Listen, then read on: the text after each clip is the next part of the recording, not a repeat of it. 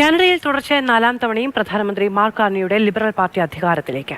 343 അംഗ ജനപ്രതിനിധി സഭയിൽ 167 സീറ്റുകളുമായാണ് ലിബറൽ പാർട്ടിയുടെ മുന്നേറ്റം. ഉമൈബാനാണ് ഇന്റർനാഷണൽ ഡെസ്കിൽ വിവരങ്ങളുമായി ചെന്നത്. ഉമൈബാൻ, കാനഡയിൽ 4ാം തവണയും പ്രധാനമന്ത്രിയായി മാർക്ക് കാർണിയുടെ ലിബറൽ പാർട്ടി അധികാരത്തിലേക്ക് എത്തുന്നു. അവിടുത്തെ രാഷ്ട്രീയ സാഹചര്യം എങ്ങനെയായിരുന്നു? ജനവിധിയുടെ മറ്റ് വിശദാംശങ്ങൾ, അതിന്റെ പ്രത്യേകതകൾ എന്താണ്?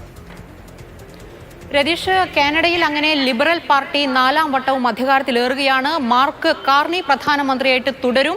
ലിബറൽ പാർട്ടിക്ക് 343 അംഗ ജനപ്രതിനിധി സഭയിൽ 167 സീറ്റുകളാണ് ലഭിച്ചത്.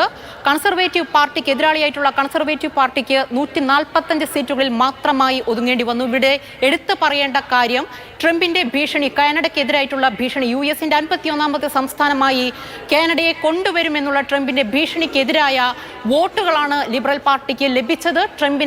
ട്രംപിനുള്ള തിരിച്ചടിയായിട്ടാണ് ഈ വിധിയെ കാണുന്നത് എന്നാണ് ഇപ്പോൾ ലിബറൽ പാർട്ടിയുടെ ഈ വിജയ പ്രഖ്യാപനത്തിൽ മാർക്ക് കാർണിയുടെ പ്രതികരണം വന്നിരിക്കുന്നത്. ശരിക്കും പറഞ്ഞാൽ ഈ ട്രംപിന്റെ നിലപാടുകളോട്, ട്രംപിന്റെ നയങ്ങളോട്, ട്രംപിന്റെ ഈ തീവ്ര യുദ്ധ പ്രഖ്യാപനങ്ങളോടൊക്കെ കാനഡ എങ്ങനെ പ്രതികരിച്ചു എന്നുള്ളതിന്റെ യഥാർത്ഥ ഉദാഹരണമായി മാറിയിരിക്കുകയാണ്. വീണ്ടും ലിബറൽ പാർട്ടിയെ അംഗീകരിച്ചുകൊണ്ടും ഒപ്പം കൺസർവേറ്റീവുകൾ നമുക്കറിയാവുന്നതുപോലെ ട്രംപിന്റെ അനുകൂലമായിട്ടുള്ള നിലപാട് സ്വീകരിക്കുന്ന പാർട്ടിയാണ്.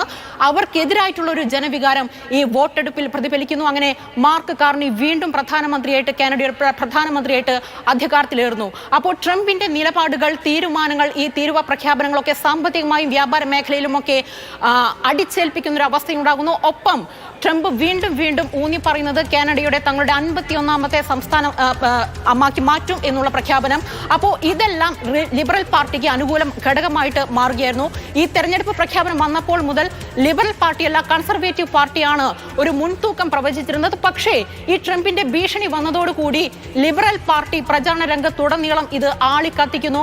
മാർക്ക് കാർണി വീണ്ടും പറയുന്നു, ട്രംപിന്റെ നയങ്ങൾ ഒരു തരത്തിലും നടപ്പാക്കാൻ സാധിക്കില്ല, കാനഡയെ തകർക്കാനുള്ള ട്രംപിന്റെ ശ്രമങ്ങൾക്ക് ഒരു തിരിച്ചടി നൽകും എന്നുള്ളത്. ആ പ്രഖ്യാപനത്തെ ജനങ്ങൾ വിശ്വസിച്ചു എന്ന് വേണം കരുതാൻ. എന്തായാലും ഇപ്പോൾ ട്രംപിനേറ്റ തിരിച്ചടിയായിട്ടാണ് ഇപ്പോൾ കാനഡയിൽ നിന്ന് വരുന്ന ഈ ഫലപ്രഖ്യാപനത്തെ വിലയിരുത്തുന്നത്. രതീഷ്, ശരി, ലിബറൽ പാർട്ടിയുടെ മുന്നേറ്റം അത് ട്രംപ് വിരുദ്ധ പ്രതികരണങ്ങളുടെയും അവിടെ വർക്കൗട്ട് ചെയ്ത വികാരത്തിന്റെയും ഒക്കെ ഭാഗമാണ് എന്നാണ് ഉമൈബാൻ റിപ്പോർട്ട് ചെയ്യുന്നത്.